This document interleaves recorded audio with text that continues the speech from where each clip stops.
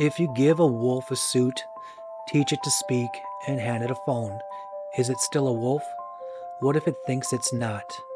This isn't a metaphor, it's a real question, because that's what it feels like to be human right now. We've built a world so complex it hides the truth in plain sight. We are still animals, but with a brain that lets us lie to ourselves. This script has taken a long time to get right, because every time I get close, the idea would collapse under its own weight. But I think this time it holds.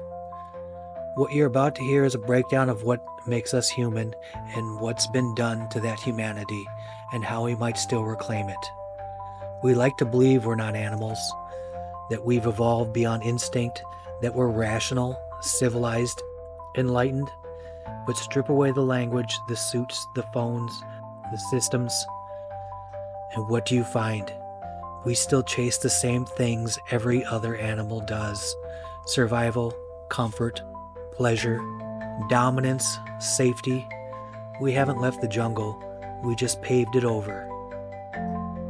Somewhere along the way, we stopped calling our instincts what they were. Hunger became ambition, status became success, mating became romance and marketing, survival became profit. We didn't lose our instincts, we just dressed them up in nicer clothes, and then we built entire systems around those disguises. Governments, corporations, media, each one realizing the same thing. If you can tap into someone's instincts, you can control them without ever needing force. And so they did. They took our deepest drives, security, belonging, pleasure, meaning, and sold them back to us in neat little packages. Patriotism packaged as courage, consumption sold as comfort, lust framed as love, fear marketed as common sense. Even intelligence, the one trait that could have protected us, was hijacked. Instead of using our minds to question temptation, they used them to optimize it. We built platforms to hijack attention. We trained algorithms to exploit emotion. We created data models to predict behavior, not to understand ourselves, but to sell to ourselves. We didn't use intelligence to liberate us.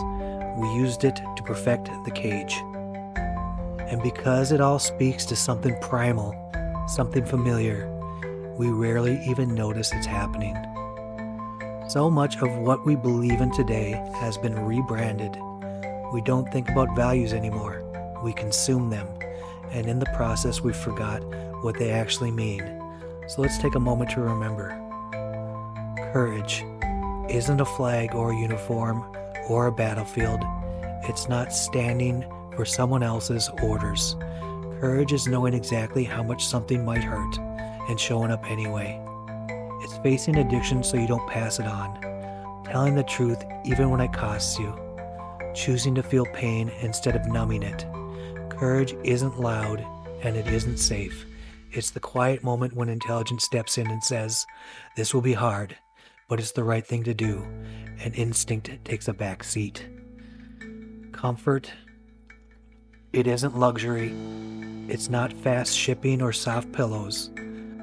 That's just dopamine with a coupon code. Real comfort is safety. It's knowing your next meal is coming, knowing you're not alone, knowing you're allowed to rest without guilt. Comfort isn't passive. It's built through trust, community, and care. Everything else is sedation. Love isn't sparks or soulmates or scripted romance. It's not what the movie sold you. Love is work. It's choosing someone after the shine wears off, staying when it's hard, leaving when staying would break you both. It's sacrifice, boundaries, patience, rebuilding.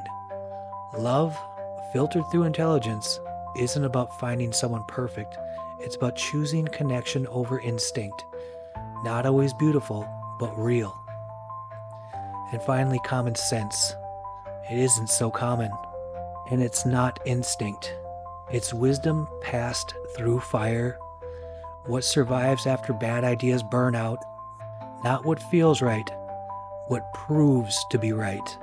Over time, through pain, with reflection, common sense requires thinking, listening, and sometimes unlearning. The moment you say, "That's just how it is," that's when your intelligence likely stopped being involved. If intelligence gives us anything, it's the power to reclaim these ideas, not for how they look or how they feel, but for what they truly mean. And once we remember what they are, we can begin using them the way they were meant to be used. This is where it gets complicated, because intelligence should be what sets us apart, the thing that helps us rise above instinct, to think clearly, to choose wisely, but more often than not, our intelligence just helps us chase our instincts more efficiently. We build better distractions, smarter advertisements, more addictive platforms. Intelligence became a servant, not a guide. And maybe that's the real problem. What makes us human? No animal questions itself. No wolf wonders if its desires are ethical. No lion reflects on what it means to be good. But we do. We can. And that's what makes us human. Not that we're better, but that we can stop and ask, is this really courage? Is this really love? Is this really who I want to be? That's what intelligence is for. Not to escape our nature, but to understand it. To name the instinct, to see the lie, to choose the truth. That's when the story starts to change. We're still animals. We still feel the pull, but we're animals with the power to pause, to reflect, to choose, and in that moment, however brief, it's not instinct that defines us, it's the decision. That's where our humanity lives, not in what we want, but in what we're willing to become. We are still animals, but we don't have to stay that way. We are the only species on Earth with the ability to rewrite the path we're on. We can name our instincts and choose not to obey them. We can question the system and choose not to serve it. We can resist the urge to dominate, consume, or run, and instead build something better. Not because it is easy, but because it is possible. This is the part of the story where instinct ends and something new begins, because that's what it means to be human. Not to rise above the animal, but to evolve beyond it. To build a life rooted in meaning, not hunger. A world built on cooperation, not competition. We are not final products, but we are closer than we think. And someone needs to say it out loud, because we deserve to know.